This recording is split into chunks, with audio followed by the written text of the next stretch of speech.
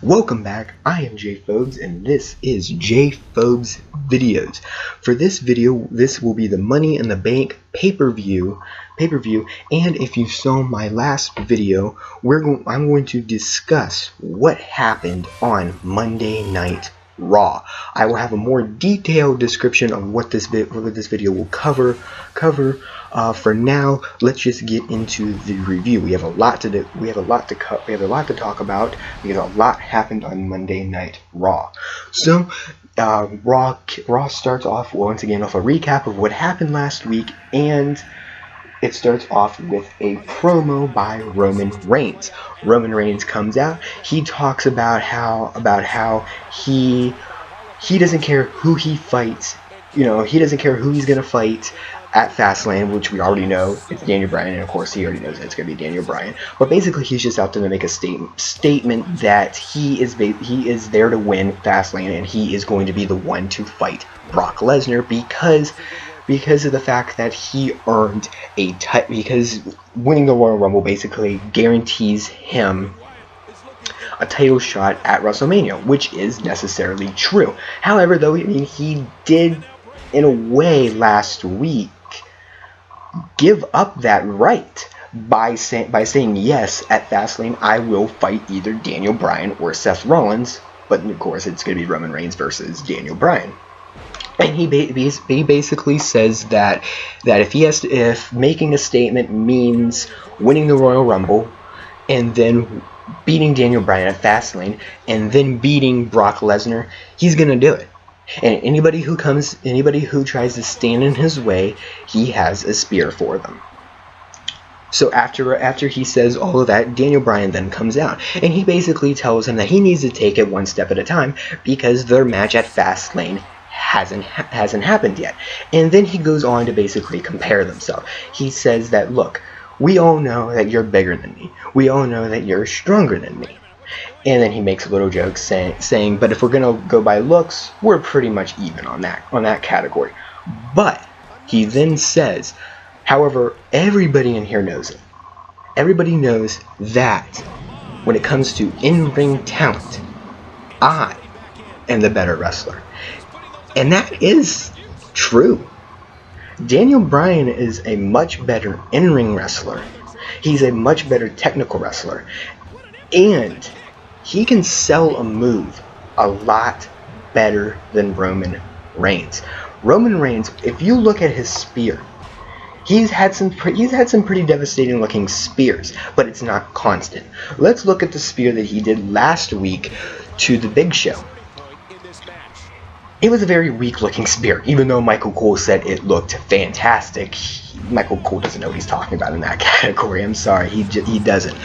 That spear, see, a spear is supposed to hit around the waist and stomach area. That spear hit Big Show in the chest. He hit him in that. Roman Reigns' head hit Big Show in the chest. That's not a spear, and it's definitely not an incredible spear. Go back and look at Goldberg's spears. Now those were devastating and incredible spears. Those look like they were basically going to cut somebody in half the time, and that's also because Goldberg was a football player at one time, so and basically his spear was almost like a football tackle most of the time. Look at a spear by Bobby Lashley, for instance. Once again, I would even compare his and Goldberg's spears together. They're both, I think, on par. Edge's spear also was devastating, and all three of those wrestlers' spears have something in common. Besides the fact that they both look like they're really hurting somebody, they all take place around the waist and chest area because that's where you want to focus on. That's what's going to hurt. Hitting the chest really isn't going to do a lot of damage, and that's why I say that Roman Reigns needs to figure out how to sell his spear a lot better because he has the speed. He has the speed to pull off a spear, and that's another part of executing the spear is being able to have that speed. Because if you can't move fast enough, you're gonna lose some of the power behind the spear. So he just needs to learn how to execute the spear better in terms of where he's contacting the wrestler at, which should be around the waist and chest area. Waist and stomach area, not chest. So after all of that, Triple H then comes out, along with Stephanie. And he basically once again calls out Sting. He talks about how tonight he wants an answer. Will Sting meet me in the ring and look me in the eye at Fastlane? Then he makes a match. The match is Roman Reigns and Daniel Bryan versus Kane and the Big Show. Once again, the Big Show has to find a way to be in the same match as Roman Reigns. Seriously, WWE, put the Big Show in some serious competition. Okay, I know he's older. All right, he's had his run with the WWE, but come on, stop putting him in the same boring match over and over and over again. Why not build up that rivalry with Mark Henry that you guys just suddenly dropped? I mean, they were once a tag team, and then boom, they just suddenly, split up again mainly because neither one of those wrestlers could stay a face or a heel longer than a year. I mean, I swear they have more heel and face turns than any other wrestler. But at Survivor Series, Mark Henry was part of the Authority, and then Big Show was part of Team Cena. But we all know how that turned out. Big Show eventually turned. But I would like to see them actually go back and build upon the rivalry that Mark Henry and the Big Show, had.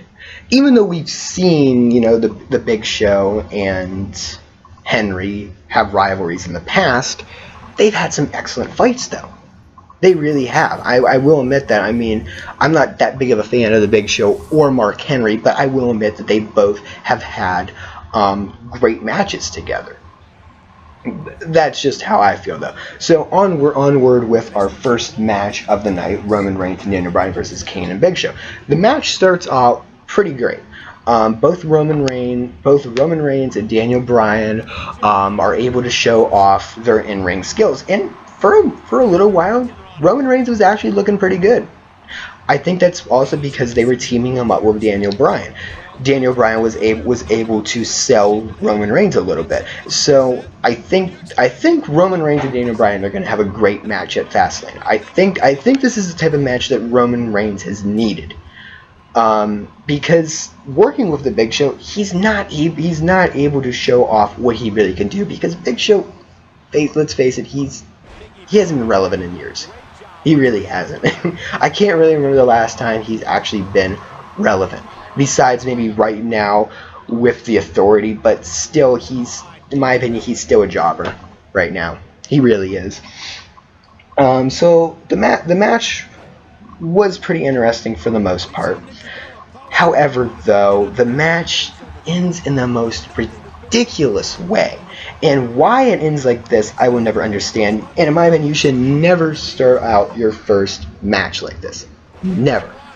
Ever. Your first match should be basically the pace and tone of the rest of the show. And it ends by a disqualification. And why it's a disqualification, I don't understand at all, because I've seen this happen in other matches where it does not end in a disqualification. The Big Show tosses Daniel Bryan over the barricade in the timekeeper zone, and that results in a disqualification. Okay, he didn't hit Daniel Bryan with any type of foreign object. I could have seen that. All he did was toss him over the barricade. That's happened before, many times. So I don't know. I think it was just a way for them to set up the main event, basically. So after the disqualification, of course, Roman Reigns and Daniel Bryan win by disqualification. However, the fight is not over. Big Show tries to get Daniel Bryan over the barricade. Roman Reigns interferes. he's punching Big Show in the head against the back, but then Kane then starts to attack Roman Reigns. However, though, Roman Reigns then knocks Kane's head into the turnbuckle pole. Goes back to attack Big Show, but Big Show has a steel chair. Hits him a few times in the stomach, and then the action is back inside the ring. Roman Reigns then gets his hand on the chair and hits Big Show a couple of times against the back again in the stomach as well, and then Kane interferes. And basically, it looks like Kane is going to hit Roman Reigns with a chokeslam, but then it counters.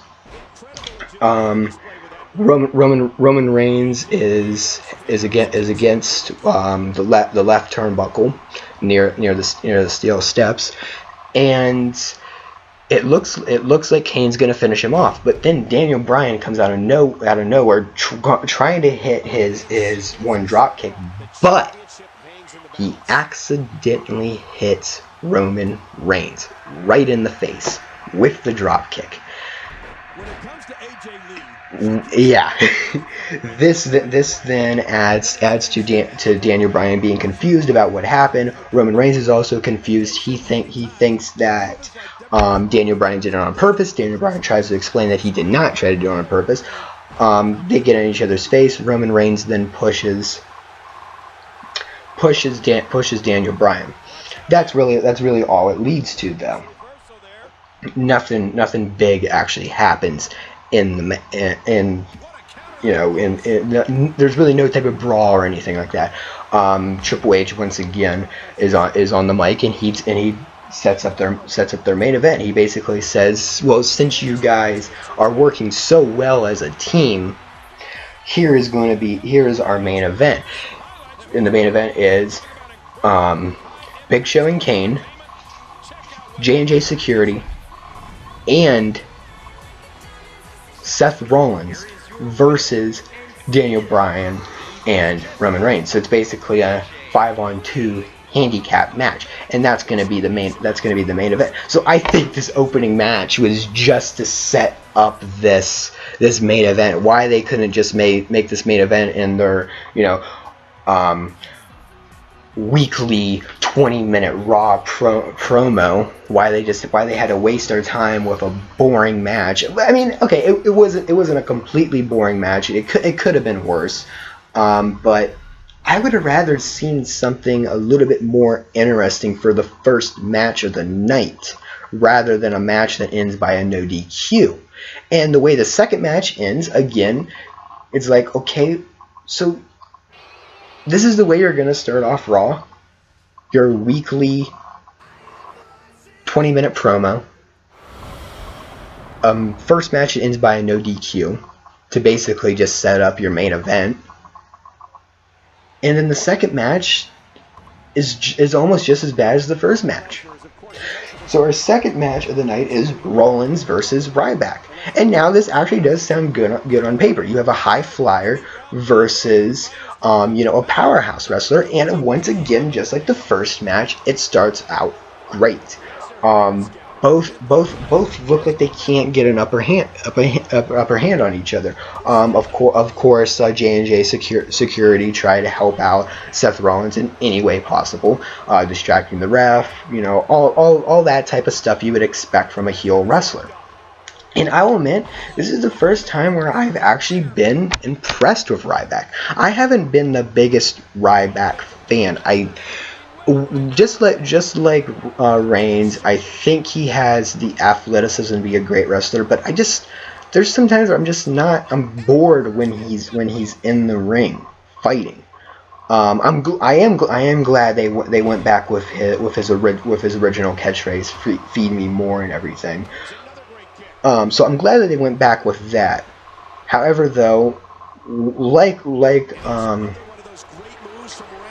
kind of lost my train of thought here. I think he's one of those wrestlers, once again, that's better as a heel than a face. the crowd will be behind the Feed Me More chant, no matter what, no matter if he's a heel or if he's a face, because the crowd was still doing the Feed Me More chant when he was a heel, but he really wasn't embracing it as much as he does when he's a heel. I just think he's a little bit more aggressive in the ring when he's a heel, and again he's a little bit more cocky when he's on the mic as well. And I like that from a wrestler. I like a wrestler who's a little arrogant and who thinks that they're better than everybody else. And of course, I mean, he still does have that same type of attitude. But I just think I just feel that he's a better heel than he is a face. But I think he can develop, though. I would rather see him maybe try a different type of character out, maybe, because this character can be a little bit boring at sometimes. But that's just me, though. So this match, like I said, ends in a really dumb way. But again, it's the signature heel thing. It ends with J&J Security interfering with the match, attacking Ryback. WWE, let Rollins actually win a match on his own for once, please. Or at least give him some creative ways of interfering. WWE used to have fantastic ways of having a heel cheat. Because, like I've said before, the heel's main goal is to cheat. They're supposed to be a bad guy, okay? But the way WWE allows their heels now to cheat is, or sometimes they don't even let them cheat at all. Sometimes they're cowardly and they run away from the face. But I would. Like for instance, let maybe Seth Rollins one time when the ref isn't looking, pull out brass knuckles and just wham, hit the opponent in the face with them, and then if he finds a way to give him to J&J Security without the ref knowing, gets the pinfall victory. Okay. Yes, again, that's not really letting him win on his own, because I mean he had to have a use of a weapon in order to do it. But at least it makes it look like he's holding on his own, rather than just having J&J Security at the first sign of trouble, at the first moment it looks like Seth Rollins isn't going to win, run in and start beating up Seth Rollins' opponent. Because Seth Rollins has the in-ring experience to hold his own. He doesn't need J&J Security. He could cheat on his own ways without J&J Security and still get the support of the crowd, where they're not really considered to be a cheater per se. Because I'm sorry to say, as much as I like Ambrose, as much as I like Bray Wyatt, as much as I like Cesaro, much as I like Brock Lesnar, and there's a couple other wrestlers, but those are my main ones that I feel have the most talent.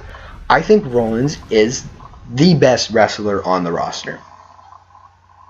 I really do. He's fantastic on the mic. He's a great heel character. And he knows how to sell a move. And he has a great moveset as well. I love his moveset.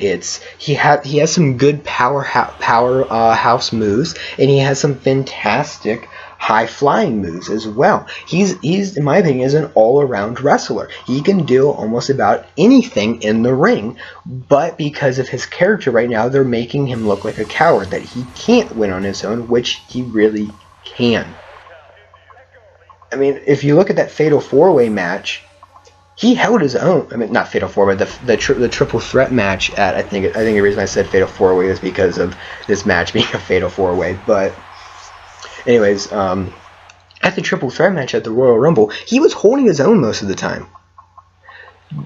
again, J&J Security did interfere a couple of times, but most of the time they were on their asses because of Brock Lesnar.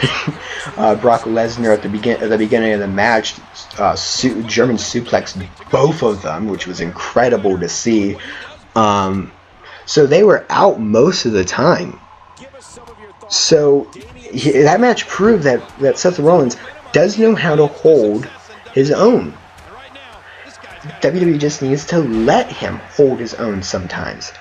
Let him show that he has the in-ring experience. So once again, J&J Security interferes with the match. Ryback wins by no disqualification, by way of DQ, and Seth Rollins curb stomps Ryback. That's how it all ends. Our next match is Paige versus Brie Bella. What can I say? It's another boring women's match. There's not really much I can say about it, but I will say a couple of things though. Paige, fantastic wrestler. She's great. She's a lot more talented than both of the Bella twins combined. She's probably one of the best women wrestler on the roster. She's definitely a lot better than the Bella twins. I mean, I can't stress that. I can't. There's really not any more I can say about Paige. She's fantastic. She's great. I love her. I love watching her fight. She's really the only women's wrestler right now, maybe besides AJ and Natalya, that I can actually sit back and say, you know what, I'll actually watch this match. And especially if I'm going to see Paige beat up one of the Bella twins. Like I said in the Payback pay-per-view video, drop Total Divas. Get rid of it. I don't care how much ratings you're getting from Total Divas. Okay, I don't care. All right, I really don't. It's boring. That's no real wrestling fan cares about Total Divas.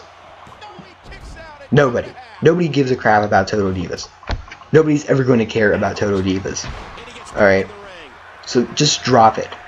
Let the women actually wrestle. Start actually getting some women who can wrestle, who actually can wrestle. Because really on this roster, you only have 3 women who can actually fight.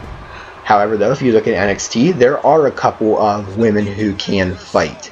I don't really know. I just really started watching NXT, so I really don't know a lot of wrestler names. But from what I've seen, though, there are some women who can kick some serious ass, and I cannot wait to see these women actually come into the Raw roster to basically show the Bella twins, hey, you guys are just complete hacks.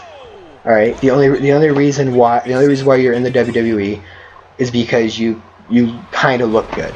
I mean, I'm sorry, I don't really think the Bella twins look that good, but I mean, this is a wrestling show, so I'm gonna judge them on their in-ring talent. If Mickie James, Lita, Chyna, Trish Stratus, if all of those women were still in the WWE, the Bella twins would be gone. Which is why I think this is extremely hilarious. There was a couple months ago where WWE.com had a list of wrestlers who could make it in the Attitude Era. There were actually a couple of wrestlers who I think could have made it in the Attitude Era. Dean Ambrose is definitely one of them. He definitely has that crazy vibe to him that a lot of Attitude Era wrestlers had. But one of the wrestlers they had on the list, and this made me laugh for about a minute, was the Bella Twins. Really? You're seriously gonna put the Bella Twins as one of the wrestlers who can make it in the Attitude Era? No, I'm sorry. They would have been killed in the Attitude Era. Okay. the Dudleys would have put them both through a table, and they would be gone. Okay, completely irrelevant. So that's all I'm going to say about that match. Although I am happy that Paige won the match, so fingers crossed that she actually wins at Fastlane. I would love to see her with the belt again, and hopefully AJ Lee makes a return soon, because I would love to see them spark that rivalry again between Paige and AJ, because it was a fantastic rivalry. So next we have Rusev addressing John Cena with what at first appeared to be a tribute to honor John Cena. They were basically showing a lot of the things that he did. Basically, WWE trying to suck up to John Cena once again to try to shove him down our throats like normal. However, though, it took a complete 180. Though it then showed a lot of the injuries that John Cena has suffered and a lot of the pain that he's gone through. About it, basically showing what one video showed when the Big Show choke slammed him through the one spotlight near the top. And Rusev basically went on talking about how John Cena is an old man, about how Rusev is going to basically crush him. Then John Cena once again comes out, because we all know he has to steal the spotlight at any moment he gets. And it's the same John Cena speech, the same generic John Cena speech about how no matter how much you put him down, he will find a way to come back, which I mean sadly is true, because they have to make him look like he's some big superhero that no matter what type of damage he gets, he can find a way to come back, and it's getting extremely boring. WWE, stop it. Turn him heel. Why is it so hard for you guys to realize that John Cena needs to turn heel? I don't care about the marketing that he gets and everything. Okay? Hulk Hogan turned heel. Sure it was at WCW, but he turned heel. Why? Because it was the right business decision and the right entertainment decision. Do you realize that every time John Cena comes out and makes his boring speech, you're putting people to sleep? Start thinking about storylines. There have been some great ways that they could have turned Cena heel, but once again they have to show him overcoming the hate, overcoming the odds, and staying true to his character. It's boring now. Do something different with him. Stop trying to make him look like he's some superhero. So that's enough with that rant.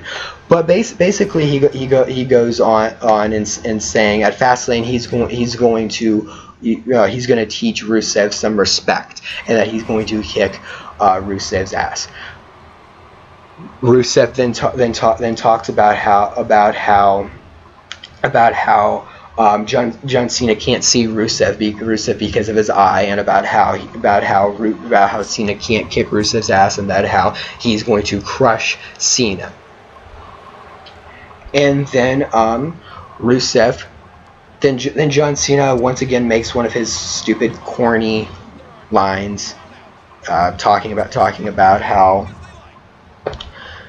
you know, I can't remember the line he used because it's the same corny lines he uses all the time. He thinks he's funny, but he isn't. John Cena is not funny.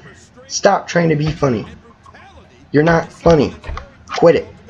So Rusev goes up to try to attack John Cena. He does.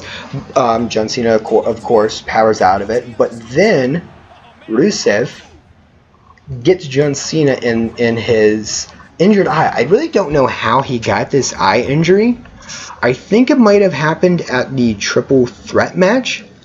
I'm not too sure, but it was really looking red though tonight. But he basically jabs Cena in the eye. Eventually we hear that he has a scratched cornea, And then Rusev basically slams Cena's head into the wall near the entrance ramp.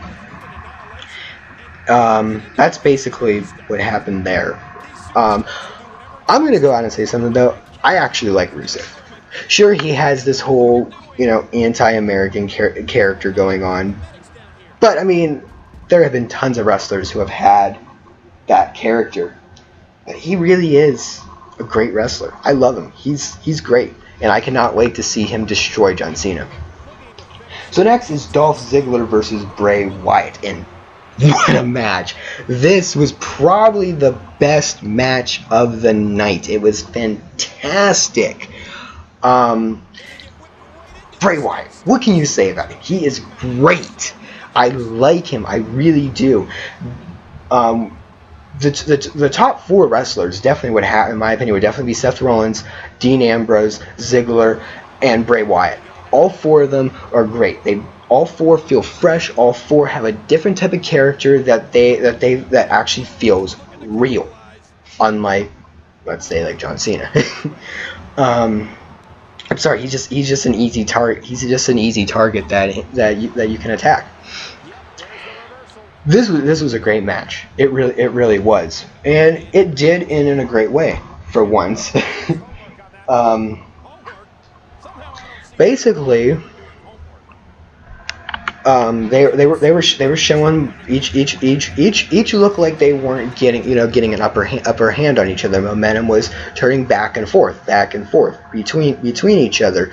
Ziggler does hit his, I believe his finish called the zigzag. I believe that's what it's called. He hits a super kick on Bray Wyatt. Bray Wyatt again kicks out. It's fantastic. Dolph Ziggler is there's this really awesome drop kick that forces Bray Wyatt to have a bloody nose. I forget, and then Dolph Ziggler is then sent outside of the ring. Bray Wyatt, of course, oh no, wait. What happened was I believe the drop kick forced Wyatt outside the ring. I can't really remember every little thing that happened, but Ziggler then goes outside the ring. It looks like he's about to attack Wyatt, but then wham! Wyatt turns around with a wicked clothesline. I mean, I've seen Bray Wyatt have some pretty wicked looking clotheslines, but this one, wow. I mean, it looked like he literally almost took his head off. I mean, that's how bad it looked. It was great looking. He then picks up Not Bray Wyatt, Ziggler, forces him back inside the ring. He gets back inside as well. He then does that crazy spider walk thing. I don't get how he does that. I really don't. I mean, he's not a slim guy. I mean, he's pretty big. But he has some fantastic athleticism, just like Luke Harper. Once again, he's able to do moves that you would not expect from him. So then he hits the Sister Abigail, wins the match. It looked like Bray Wyatt did not want the match to end though, because he drags Ziggler out of the ring. And he starts to remove the padding, and I think what he wanted to do was do his Sister Abigail on the exposed cement, but of course the refs were able to stop him. So yeah, that was definitely was the best match of the night. Definitely the best match of the night. Loved it. It was great. Tons of action. Ziggler at least was able to lose in a way that actually made him look strong, and not like, for instance, the Royal Rumble making him look like complete trash. So now a Brock Lesnar promo with Paul Heyman, and for this promo, I mean it's basically the same Paul Heyman promo that we're used to seeing. You know, he's promoting Brock Lesnar, and he's basically calling out Roman Reigns and Daniel Bryan, and he's basically saying that. Like for one point, he addresses Daniel Bryan, and he basically says, "Do you really think that Daniel Bryan can beat the one behind 21-1?" And he basically says, "Look at Brock Lesnar and then look at Daniel Bryan." And he's basically not trying. He says he's not trying to knock Daniel Bryan on his sides, because what Daniel Bryan lacks in size, he's able to back it up with his in-ring experience and his knowledge of submission holds, which is definitely true. But what he's basically trying to say is that Brock Lesnar would kill Daniel Bryan, and that is definitely true. That is definitely true. I'm sorry to say, but probably one German suplex from Brock Lesnar, it would probably really hurt Daniel Bryan. I mean, we saw what he was able to do to John Cena with those German suplexes, and John Cena's a lot bigger than Daniel Bryan. So one of those suplexes to Daniel Bryan would probably just kill him. It really would.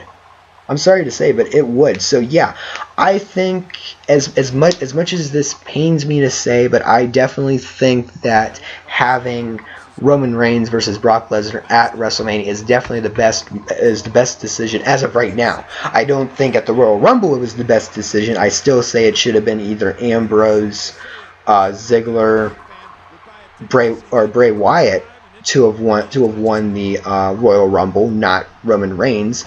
And if they were at least gonna, I mean, if they knew that they were gonna have of course they knew that Roman Reigns was gonna win it, but they should have at least booked it better. Like I said before, they should have had a little bit more suspense to it. Maybe have, because like I said, once Ambrose was eliminated from the match, you knew Roman Reigns was gonna win. Why would Kane or the Big Show headline WrestleMania against Brock Lesnar? It would make no sense at all. So I'm sorry to say, but yeah, Brock Lesnar would kill Daniel Bryan. It's the truth. So our next match is New Day versus Stardust and Goldust. Okay. Kofi and Big E, please drop the New Day gimmick. It's boring. It's useless. It's dumb. Get rid of it. You guys are much better wrestlers than to be in a stupid gimmick like this. But then again, there have been plenty of wrestlers that are great and don't need a stupid gimmick. And one of those wrestlers is actually Stardust. Cody Rhodes is fantastic. He doesn't need a weird gimmick like this to show that he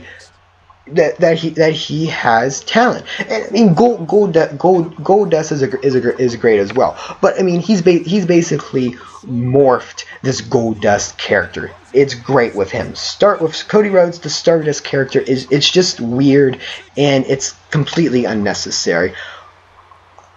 And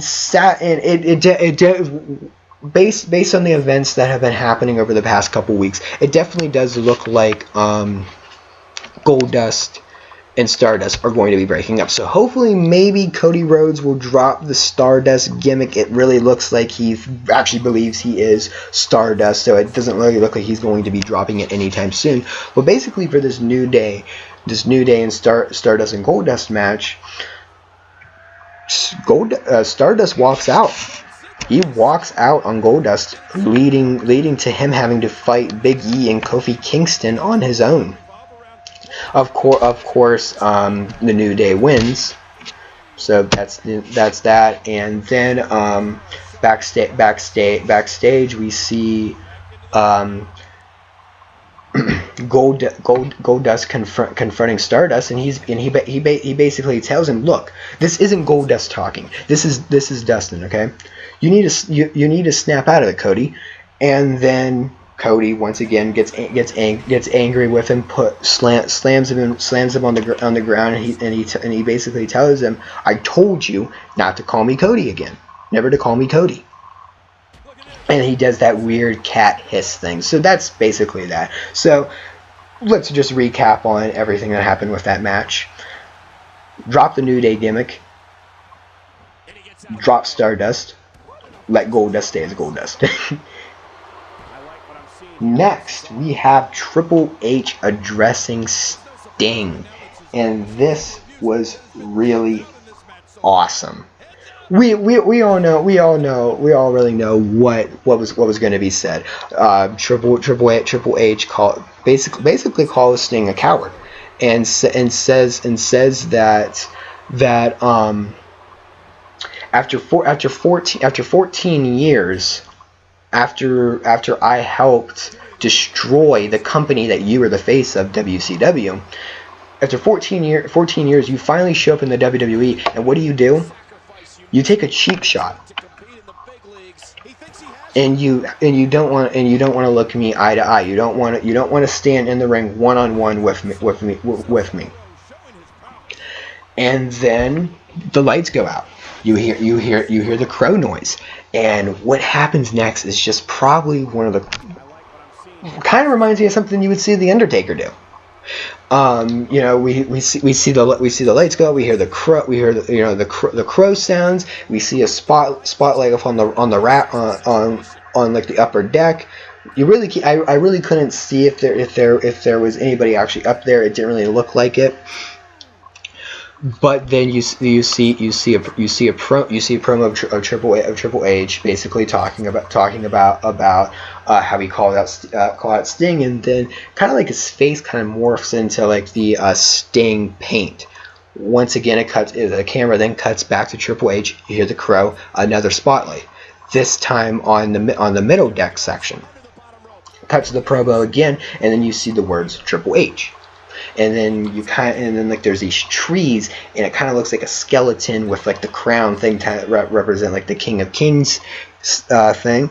Camera then cuts back to Triple H. Crow noise. This time the lights go completely out. You then see another spotlight. This time right behind the commentators, but not like completely right behind, but like back near the entrance of the alleyway. You then see. It then cuts back to the screen, and you see then Sting, and then you see accepts. Lights cut out. Back to Triple H. Lights then turn back on. Sting is behind Triple H. Triple H freaks out. He falls backwards. It was great. It was a great promo. It was eerie. It was mysterious. Just like we know, just like the Sting character we know from WCW. Sting was always a mysterious and bizarre character. Now I actually thought he would maybe pull like an Undertaker and like rip through the ring. I thought that would have been cool.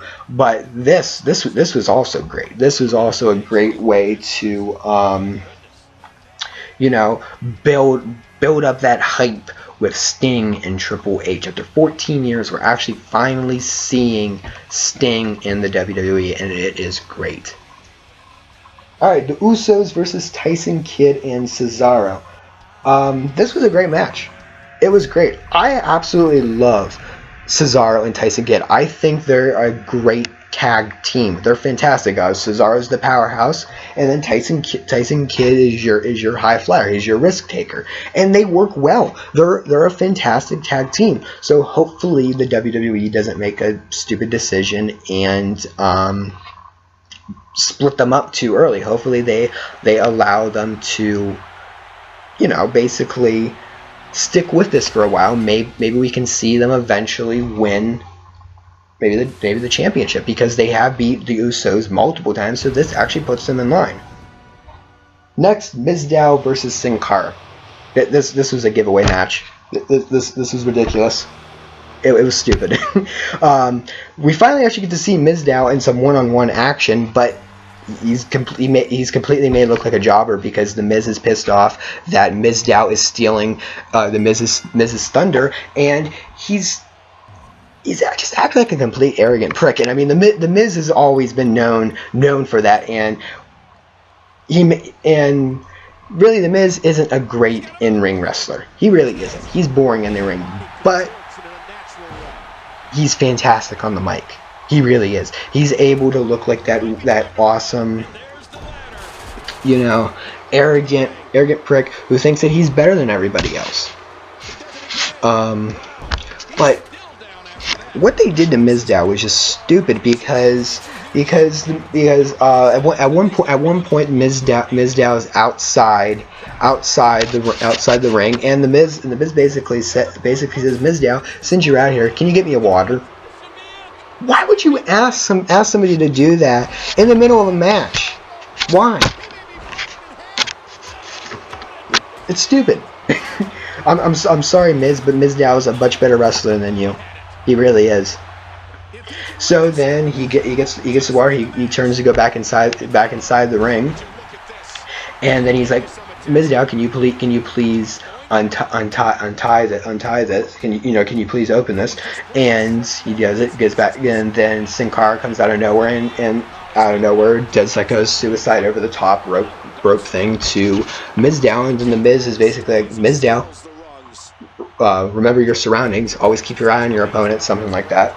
And then the action's back inside the ring, and Mizdow then goes to do the figure 4 lock, but then the Miz stands up and he's like, no, you're not allowed to do the move that I made famous. Get your own moveset. Well, first thing, Miz, Ric Flair made the move famous, okay? So, come on, WWE. Give Mizdow, or Damien Sandow, the push he deserves. And once again, next we have another cryptic Wyatt message, and we all know who he's calling out. We all know that he is calling out The Undertaker. It's obvious the way he's basically said.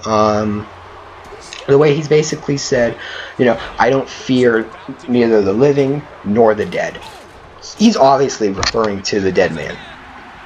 So it's just a matter of time before he actually addresses he's either going to call him by the dead man or the Undertaker. And I'm actually, if there actually is going to be a Bray Wyatt versus Undertaker match at WrestleMania, I'm looking forward to that. Of course, I mean, it's not going to be the same level of suspense now because of the streak being broken, but you have these two wrestlers who know how to create a creepy atmosphere finally fighting each other. I think it'll be great.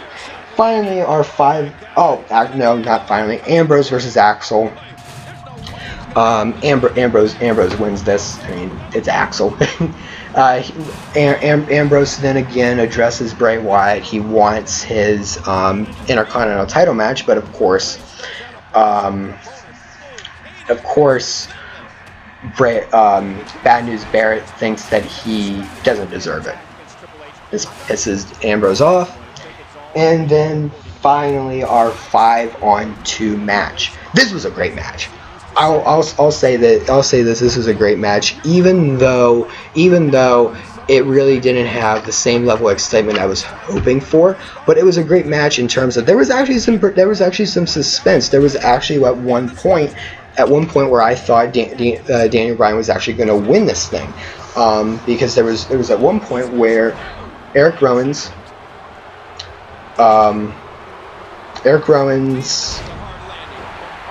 Ziggler, and Ryback come out, and they basically have a brawl with Big Show, Seth Rollins, and Ryback, not Seth Rollins, I don't know, and they basically have a brawl, and this leaves Daniel Bryan in the ring with J&J Security. He's about to pull off the victory, but then Roman Reigns tags himself in, pulls off the spear, then gets the victory. This pisses Daniel Bryan off because he basically said, I did all the work, and you just tagged yourself in. And then this then leads to a spear to Daniel Bryan. So overall, it was a pretty good Raw. Even though the first 2 matches didn't start out great, it was a pretty good Raw. I liked it. I enjoyed it. If I had to give it a rating, it would probably be a 7 out of 10. Hopefully they really start to develop their storylines now, but I don't really see that happening until after Fastlane. Alright, so that's it for this video. If you enjoyed this video, please give me a like, a comment, and remember to subscribe. This is Jay Phobes signing out.